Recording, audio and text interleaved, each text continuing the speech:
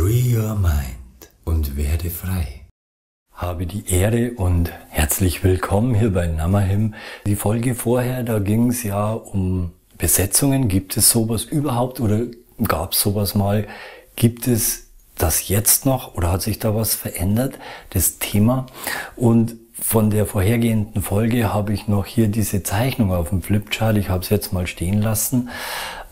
Vielleicht solltest du dir unbedingt die andere Folge, wo es um Besetzungen geht, auch ansehen, wenn du Interesse hast an Kontakt zu Verstorbenen. Denn das ist ganz eng miteinander verbunden und vieles, was ich da gesagt habe, wiederhole ich jetzt nicht nochmal, sondern ich möchte jetzt darauf eingehen und nochmal die Zeichnung hier zur Hilfe nehmen, dass wenn ein Mensch stirbt, das soll unseren Planeten hier zeigen und das soll den astralen Bereich zeigen, wo ganz, ganz viele Seelen, die unbewusst gestorben waren, also in der Illusion des nur Menschseins gestorben sind, erstmal lange Zeit oder relativ lange Zeit oder kurze Zeit in einem Erfahrungsraum waren, wo sie sich bewusst werden konnten, bevor sie ins Licht gegangen sind.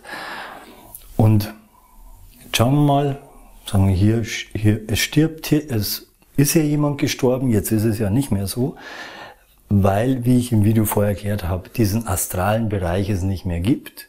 Warum? Bitte das Video vorher anschauen, es gehört echt zusammen.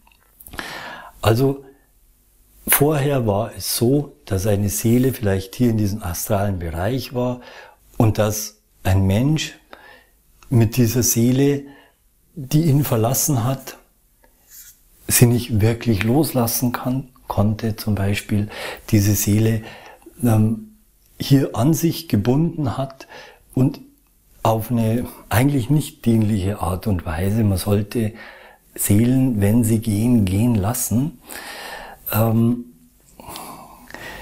dass dann einem vielleicht diese Seele oft in Träumen erschienen ist, dass sie vielleicht sogar sich gezeigt hatte. Manche Menschen haben das gesehen, Verstorbene, dass die da sind. Und es gibt auch Medien, es gibt eine ganze Medienschule, die englischen Medien, die diese Jenseitskontakte pflegen. Und Menschen praktisch die Botschaften von dem Verstorbenen übermitteln.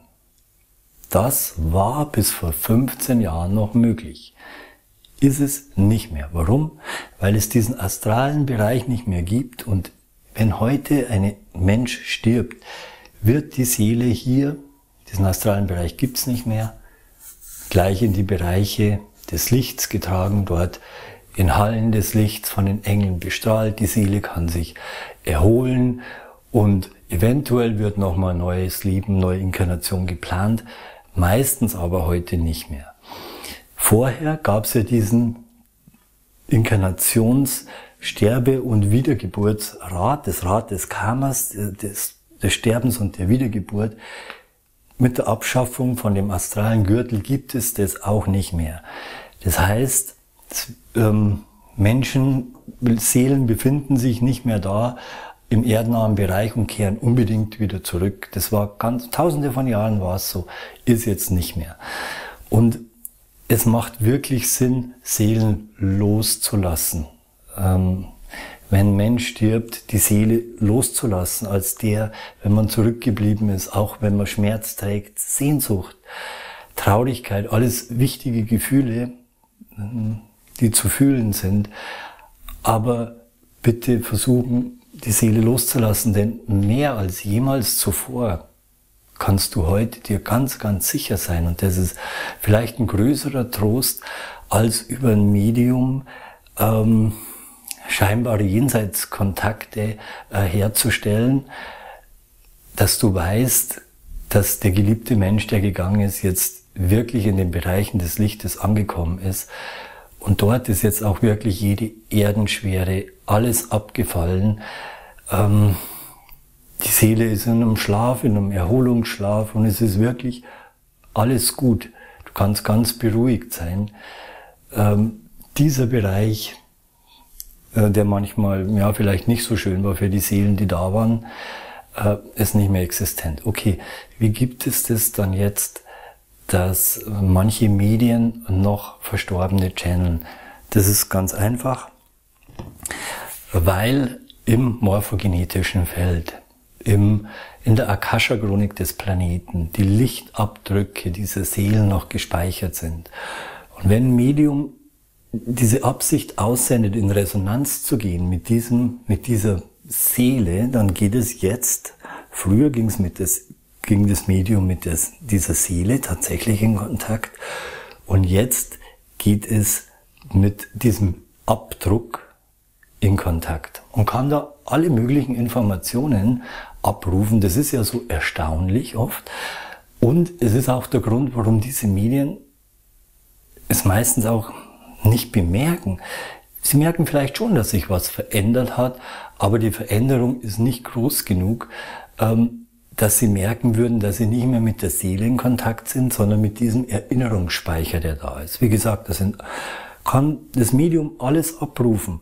Was hat der Verstorbene gerne gegessen? Wie hat er sich gerne gekleidet? Welche Musik hat er gerne gehört? Einfach die Dinge, die die Menschen, die dann bei dem Medium sind, auch wirklich tief beeindrucken, weil man sich fragt, ja, das Medium kennt ja den gar nicht, wie kann das sein? Das muss die Seele sein. Nein, es ist nicht mehr die Seele. Man würde es merken, wenn man in Kommunikation mit der Seele gehen wollen würde und auch ganz aktuelle Geschehnisse mit einbeziehen, weil das gibt das Erinnerungsmuster natürlich nicht her. Dann würde es holprig werden und wenn eines dieser Medien wahrhaftig, sie sind alle wahrhaftig, aber wenn in so einer Situation dann Medium wahrhaftig ist, würde es merken, da stimmt was nicht. So ein Medium hat natürlich auch immer den Freiraum, ein bisschen was zu überbrücken oder dazuzugeben. Das passiert dann vielleicht manches Mal auch.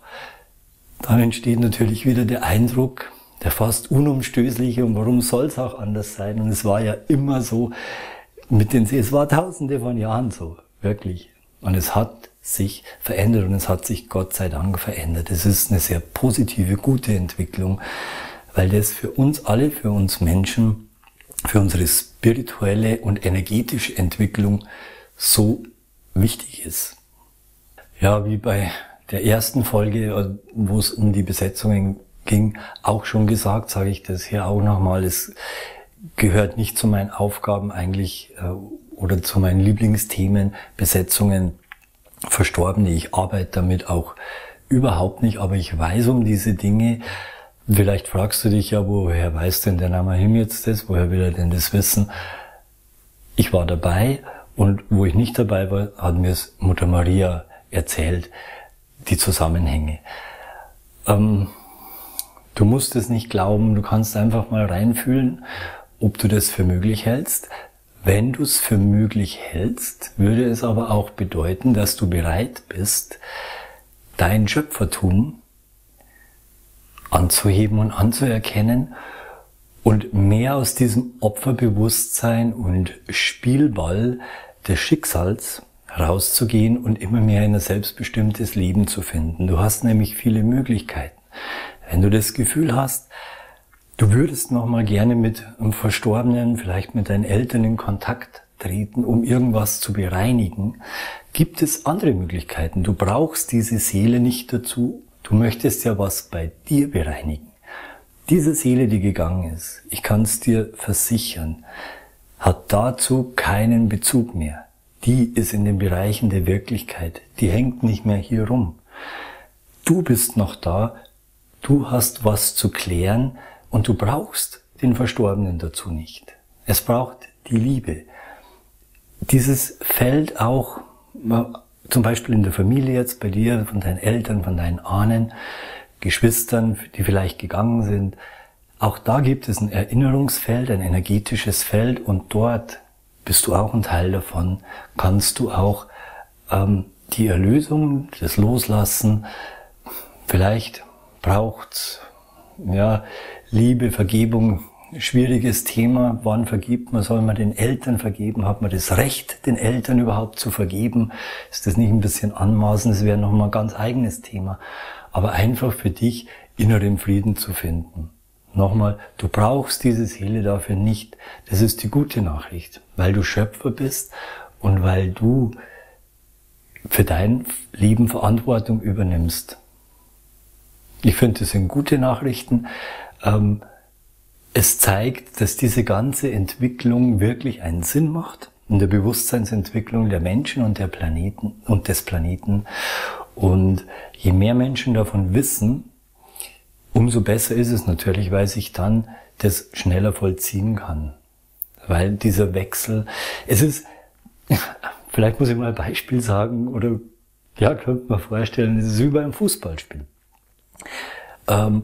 Es ist ja nicht so, dass die Dinge sich von heute auf morgen ändern. Es ist immer ein bisschen eine Übergangsphase. Beim Fußballspiel ist es so, es wird jetzt angepfiffen und da wird es abgepfiffen. Und dann wird es angepfiffen und das nächste wieder und dann wieder abgepfiffen. Jetzt, wenn dazwischen die Regeln geändert werden, also es gibt eine neue Abseitsregel oder sonst irgendwas, dann ist es eigentlich klar. Diese Regel ist jetzt da. Die Schiedsrichter, die Spieler werden eine Zeit lang brauchen, bis sie das verinnerlicht haben, und bis es dann wirklich voll zum Tragen und zur Wirkung kommt. Das braucht Zeit, würden wir sagen, wenn man so an diese lineare Zeit glaubt. Aber es braucht einfach einen gewissen Raum für das Bewusstsein, um sich anzugleichen und um das Neue anzunehmen und das Alte gehen lassen zu können. Also gerne auch dieses Video, diese beiden Videos oder auch die weiteren teilen, wenn du das Gefühl hast, es könnte auch anderen Menschen helfen, in die Eigenverantwortung zu kommen oder vielleicht in die Erlösung, in den inneren Frieden. Dann teile das Video. Gib mir bitte einen Daumen nach oben dafür, dann verbreitet sich's noch schneller, wenn du damit einverstanden bist. Abonniere den Kanal, denn es geht weiter. Ich werde noch weiter solche Themen aufgreifen. Freue mich einfach, dass du da bist, dass du das Video geschaut hast und ich danke dir und bis bald vielleicht, dein Namahim.